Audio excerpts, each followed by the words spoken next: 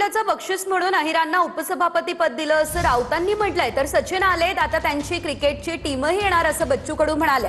मला थोडा स्कोर करू दे, मग टीमला आणेन असं सचिन अहिर म्हणाले. राज ठाकरे जे बोललेलं आहे त्यात योग्य आहे. दोन्ही बाजूनी आहे ते. माल विकायला तयार आहे ना. माल विक्रीसाठी आधी तयार केला जातो. सचिन अहिरांचं काय झालं? सचिन अहिरांचं काय झालं?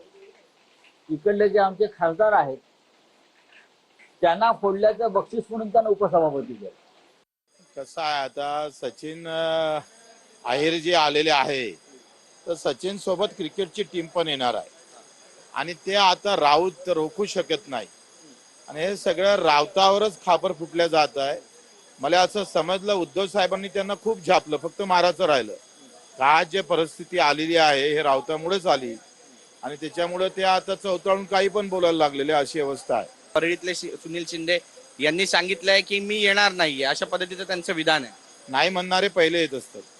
पण आता किती आणखी जास्त आमदार वाढणार आहेत, खासदार वाढणार आहेत आपल्याकडे? सोबत टीम येणार क्रिकेटची. किती दिवसामध्ये ऑपरेशन टायगर सुरू राहील आणि राबवलं जाईल? आता पाऊस थोडासा जोर वाढला का आमचाही जोर वाढेल.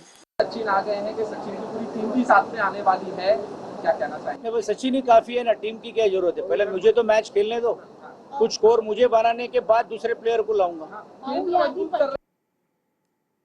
एक दिवस भाजपमध्येच ऑपरेशन कमळ होईल असं संजय राऊतांनी म्हटलंय. देशात गलिच्छ राजकारण सुरू, राऊतांनी भाजपवर निशाणा साधला.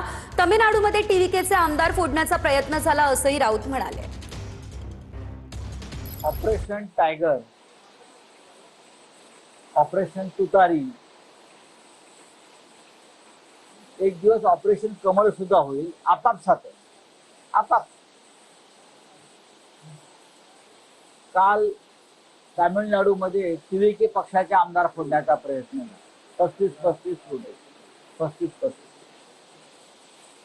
पश्चिम बंगालमध्ये तृणमूल काँग्रेसच्या आमदारांनी खासदारांवरती हल्ले सुरू आहेत.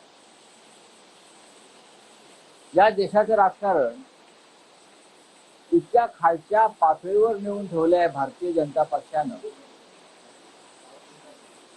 की भविष्यामध्ये सांगावं लागेल की या देशात केव्हा तरी लोकशाही होती.